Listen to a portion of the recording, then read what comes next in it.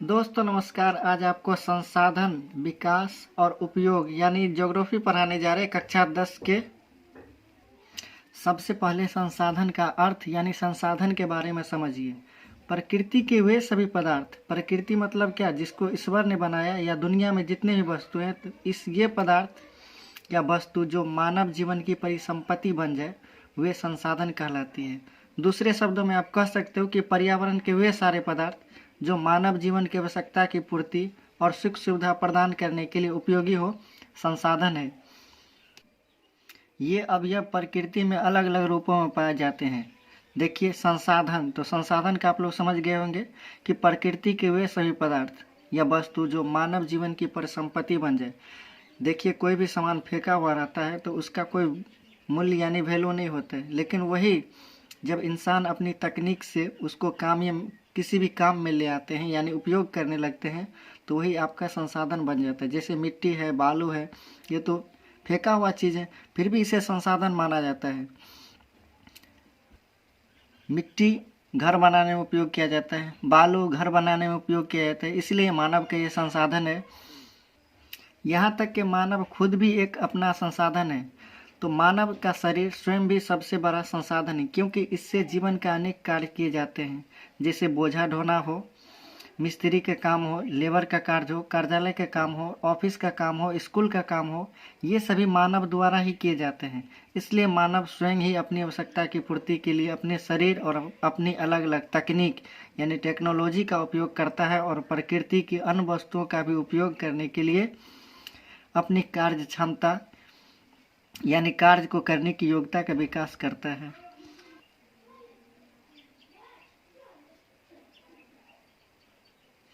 मानवीय क्रियाकलाप सबसे अधिक महत्व के हैं। मानव यदि न रहे तो सारा पदार्थ या धन जो भी है ऐसे का ऐसे ही पड़ा रह जाएगा। अपने अनुपम साहस, दुस्साहस, पराक्रम या शौर्य या संघर्षशीलता, ज्ञान, विलक्षण प्रतिभा, जिज्ञासा और सूझबूझ, अन्वेषण करने की तीव्र उत्कंठा आदि गुणों के कारण मनुष्य सभी प्रकार के संसाधन में सबसे उच्च स्थान प्राप्त करता है। मानव स्वयं संसाधन होते हुए भी संसाधन का उपभोक्ता भी है। ये उपयोग भी करते हैं अपने संसाधन का और खुद भी संसाधन के रूप में काम आते हैं। इसलिए कहा गया कि मानव जो है एक संसाधन के रूप में उपयोग किया जाता है। मानव भी खुद का एक संसाधन है। यदि मान लीजिए हम जंगल में अकेले घर बना करके रहें तो हमें अच्छा नहीं लगेगा, क्योंकि संसाधन की ज़रूरत को लोगों द्वारा पूरा किया जाएगा और संसाधन हमें वहाँ पर कमी होगी।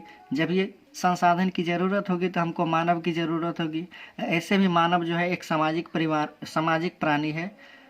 वह समाज को छोड़कर अन्य जगहों पर अकेला रह ही नहीं सकता है। मानव सभी प्रकार के संसाधनों के निर्माता के रूप में देखिए, संसाधन के रूप में किसी पदार्थ का अस्तित्व इसकी उपयोगिता या उपयोगी कार्य जैसे संक्रिया पर निर्भर करती है।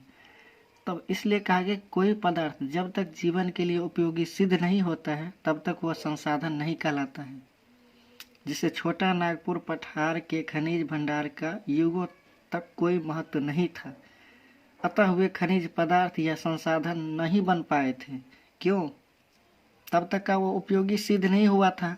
लेकिन जब खनिजों का महत्व समझा जाने लगा और लोगों ने अपनी कुशलता और प्रदर्शन करके उनका निष्कासन आरंभ किया और उपयोग करने लगा, तब वे खनिज जो है संसाधन बन गए। इन खनिजों ने छोटा नागपुर क्षेत्र को आर्थिक विकास का शुभ अवसर भी प्रदान किया। तो इस प्रकार कहा गया कि पदार्थ जब तक जीवन के लिए, मानव के लिए उपयोगी सिद्ध नहीं हो जाता है तब तक वह संसाधन नहीं कहलाता है। मैं ऐसा करता हूँ समझ गए होंगे। चलिए आगे बढ़ते हैं। यहाँ देखिए प्रकृति, तकनीक और शिक्षण के संस्था के केंद्र में मानव क्या काम करते हैं। प्रकृति यानी जो ईश्वर के द्वारा बनाया गया भौतिक वातावरण, सबसे पहले उनका मनुष्य शोध करता है। तो क्या करता है? शोध करता है। और मानव अपनी तकनीक यानी अपनी टेक्नोलॉजी, अपने ज्ञान के अनुसार उनका उपयोग करता है, यानी उनको उपयोग करने के लायक बनाता है। मानव शिक्षण संस्थाएं अलग अलग जगहों पर जाकर लोगों को ज्ञान देते हैं, लोगों में शिक्षा फैलाते हैं। तो ये मानव के द्वारा ही संभव है। इसलिए मानव को खुद ही सबसे बड़ा संसाधन के रूप में माना गया है। तो आपने देखा पीछे में कि जब तक मानव द्वारा कोई भी वस्तु या पदार्थ उपयोग में न लाया जाए तो वो संसाधन नहीं कहलाता है। इसी तरह पश्चिमी घाट के पश्चिमी भाग में जोग जल प्रताप युगों युगों तक जल की धारा बहाता रहा, फालतू में बहाता रहा, लेकिन जब शक्ति के विकास में उसका उपयोग जल विद्युत यानी जल बिजली के उत्पादन के लिए किया जाने लगा, तब वह संसाधन के रूप में उभर आया, यानी संसाधन कहलाने लगा। तो इस प्रकार हम समझ लें कि नदियाँ तभी संसाधन बन पाती है जब वह मानव उपयोग में लाने लगे, यानी सिंचाई में, जल विद्युत उत्पादन में, मत्स्य उद्यम में, जल यातायात में और ऐसी अनेक आर्थिक क्रियाओं को करने में लगता है। तो इस तरह भूगोलवेत्ता जिमरमैन ने ठीक ही कहा था कि संसाधन हुआ नहीं करते हैं, संसाधन मानव द्वारा बनाया जाता है और मानव खुद भी एक बहुत बड़ा संसाधन का रूप है। अब आप लोग संसाधन के महत्व को समझिए। सारे विश्व में यानी विश्व में अनेक पदार्थ बिखरे हुए पड़े हैं।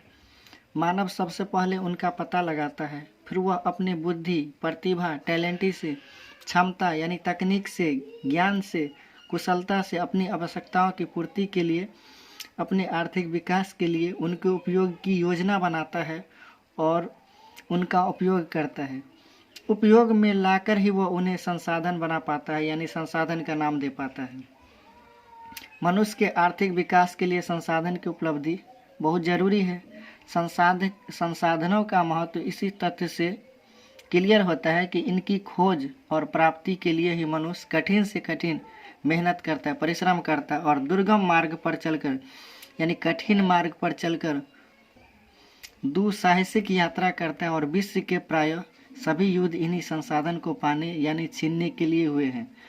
एक देश से दूसरे देश को यदि झगड़ा हुआ है तो इन्हीं संसाधन को लेकर के हुआ है। जैसे मान लीजिए कि हमारा बिहार में अभी कोयला का फैक्ट्री नहीं है, लेकिन हमारे बगल में देखिए झारखंड में कोयला का फैक्ट्री है, पत्थर है, लेकिन बिहार में नहीं है। तो उनसे भी यदि झगड़ा किया जाएगा तो इसी को लेकर के आज न कल झगड़ा होगा ही होगा। अब आते हैं हम लोग संसाधन की परिभाषा पर। संसाधन को कई रूपों में परिभाषित किया जा सकता है। मनुष्य अपने जीवन को सुखद, समृद्ध बनाने और अपने आर्थिक विकास के लिए जिन वस्तु का उपयोग करता है उनका निर्माण कुछ मूलभूत पदार्थ से होता है। इन मूलभूत पदार्थों को ही हम संसाधन कहते हैं। हमारे वातावरण में विद्यमान वे सभी पदार्थ जो हमें उपलब्ध हो और हमारे जीवन की अलग अलग आवश्यकता की पूर्ति कर सके, वे केवल उसी स्थिति में संसाधन कहे जा सकते हैं जब हमें उन तक पहुंचने की तकनीक भी ज्ञात हो, साथ ही उनके परिष्करण और परिवर्धन के अलग अलग स्तर पर होने वाले खर्च के लिए हमारे पास उतना धन भी होना चाहिए, श्रम शक्ति हो और उनके उपयोग करने पर भी हमारी संस्कृति और परंपरा अक्षुण्ण रह सके, तब वो हमारे लिए बेहतर से बेहतर संसाधन हो सकेगा। वस्तुतः हम कह सकते हैं कि व्यापक रूप से मनुष्य की इच्छाओं और आवश्यकताओं की पूर्ति करने वाले सभी पदार्थ संसाधन कहे जा सकते हैं। यानी मनुष्य अपनी व्यापक समझ और सूझबूझ से अपने और विश्व के वातावरण को बिना प्रभावित किए बिना जिन प्रकृति प्रदत्त वस्तुओं का उपयोग और उपभोग करता है, यानी प्रकृति के साथ सामंजस्य बनाए रखता है, उन्हें ही मूलभूत से संसाधन कहा जा सकता है। आज के डेट में देखिए मनुष्य अपनी ज़रूरत को पूरा करने के लिए पर्यावरण को दूषित भी कर रहे हैं, तो इसे हम बेहतर से बेहतर संसाधन नहीं कहेंगे। कोई गायक या चित्रकार या साहित्यकार अपने क्रियाकलाप से धन कमाता है तो ये उनके लिए संसाधन का काम है, लेकिन आज जो गायक या कलाकार हमारे माहौल को गंदा कर रहे हैं, ये तो एक खराब सा संसाधन बन गया है। अब देखिए संसाधन का वर्गीकरण। संसाधनों का वर्गीकरण अलग अलग दृष्टिकोण से किया जाता है। कुछ वर्गीकरण निम्न में है, उसको देखिए। नंबर 1 यानी कौन नंबर में उपलब्धता के आधार पर प्रकृति प्रदत्त और मानवकृत। उपलब्धता के आधार पर प्रकृति प्रदत्त और मानवकृत प्रदत्त। सेकंड है स्रोत या उत्पत्ति के आधार पर, तो स्रोत या उत्पत्ति के आधार पर हो गया जैविक और अजैविक। पुनः प्राप्ति के आधार पर हो गया नवीकरणीय और अनवीकरणीय। स्वामित्व के आधार पर हो गया निजी, सामुदायिक, राष्ट्रीय और अंतर्राष्ट्रीय संसाधन।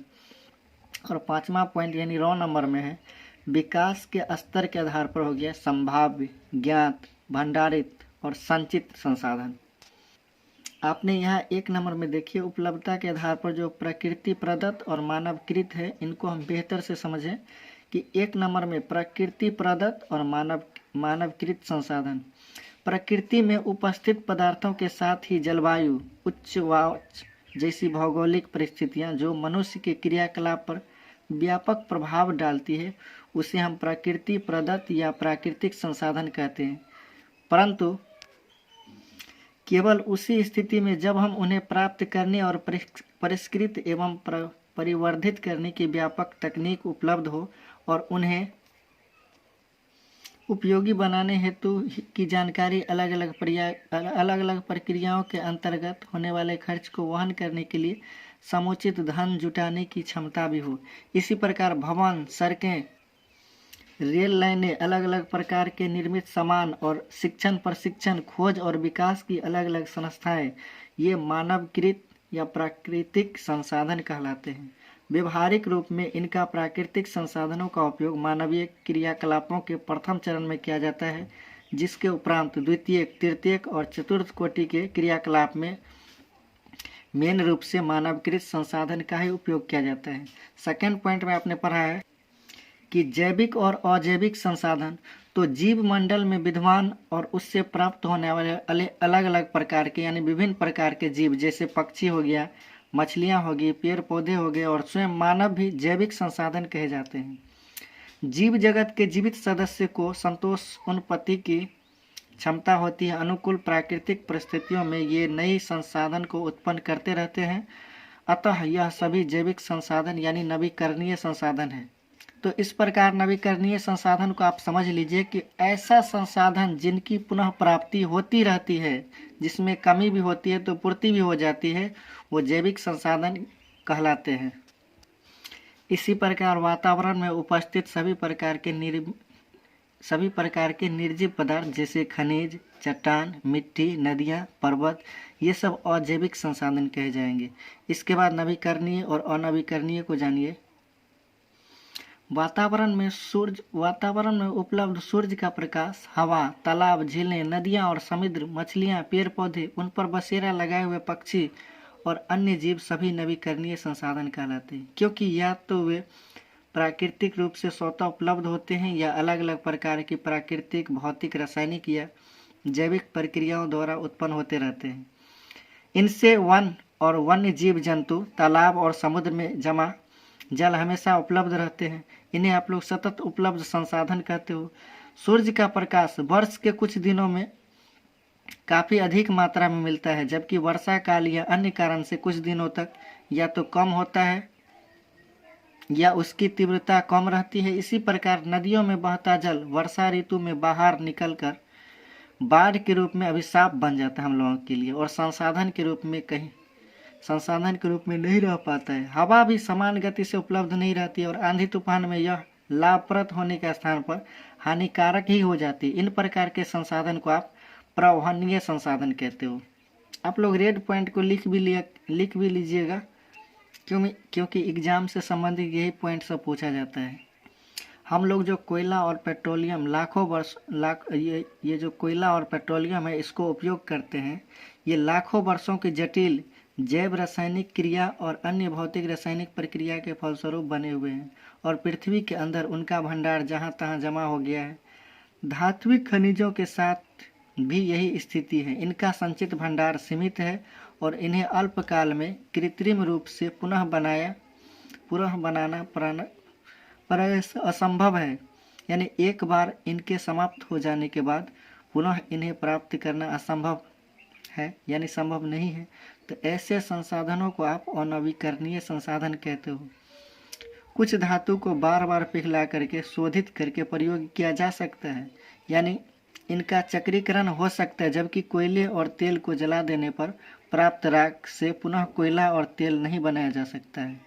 तो इस प्रकार इनका उपयोग एक ही बार हो सकता है, तो इन्हें अचक्रीय संसाधन कहते हैं। यहाँ चक्रीय संसाधन के बारे में आपने देखा कि चक्रीकरण उनको किया जाता है जिनको पुनः, जैसे लोहा है तो लोहा को पिघलाकर पुनः लोहा वस्तु बनाया जा सकता है, लेकिन तेल और कोयला को जला करके राख बनाइएगा तो राख से पुनः कोयला और तेल नहीं बनाया जा सकता है।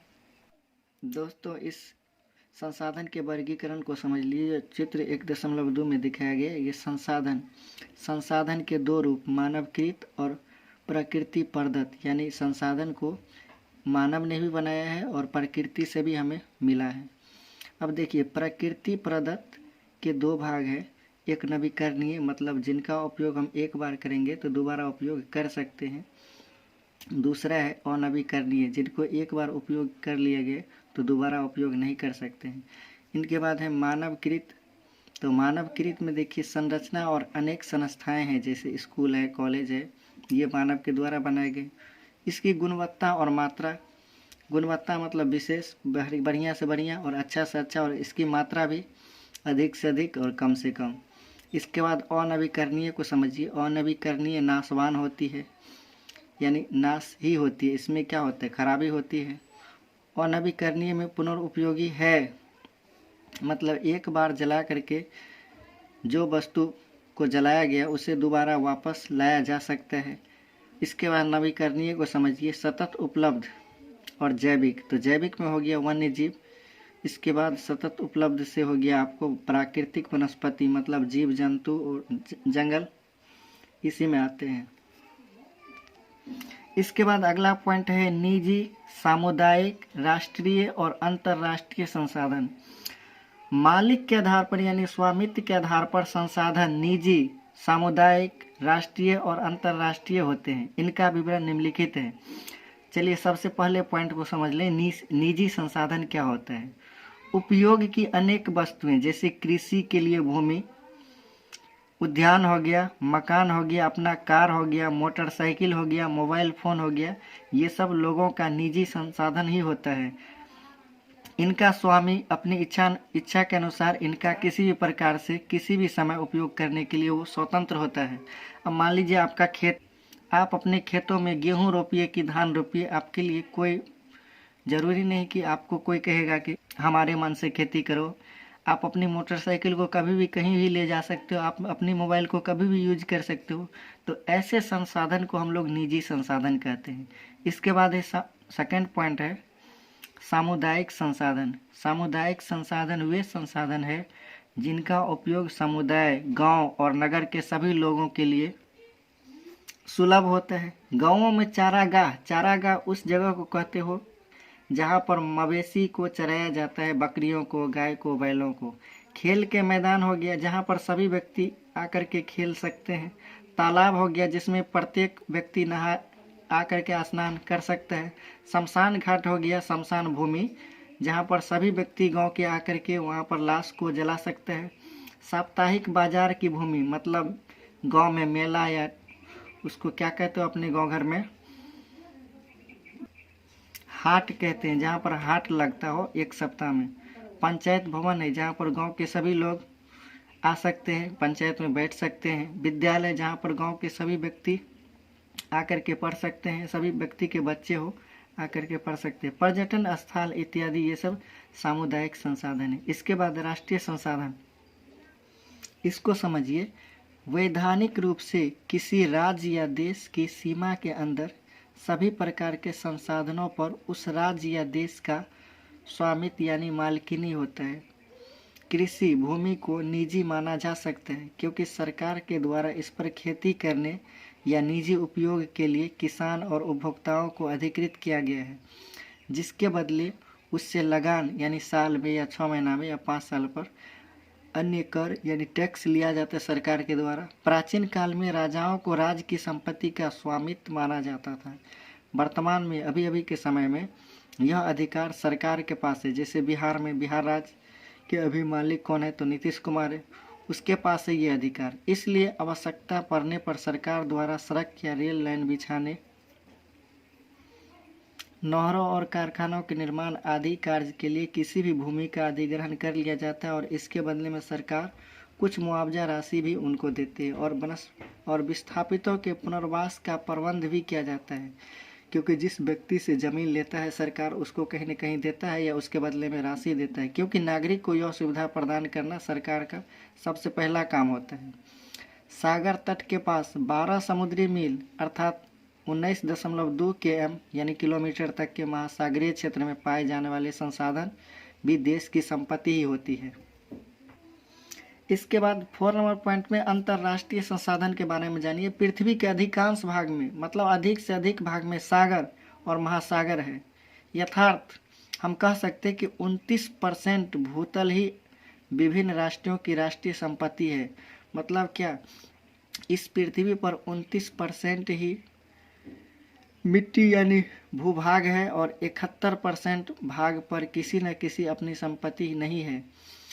ज्ञातव्य है कि जलीय जीवों के साथ ही अलग अलग संसाधन का विपुल भंडार इन समुद्रों के विद्यमान है और इनके उपयोग के लिए कई अंतर्राष्ट्रीय संस्थाएं हैं। अंतर्राष्ट्रीय नियमों के अनुसार सागर तट से 200 किलोमीटर तक के महासागरीय क्षेत्र को किसी देश का अपवर्जक यानी आर्थिक क्षेत्र माना जा सकता है, जहां से मछलियां पकड़ने और भूतल से धातुएं और अन्य वस्तुएं प्राप्त करने का उसे अधिकार है, लेकिन अन्य देशों के जहाज के परिवहन या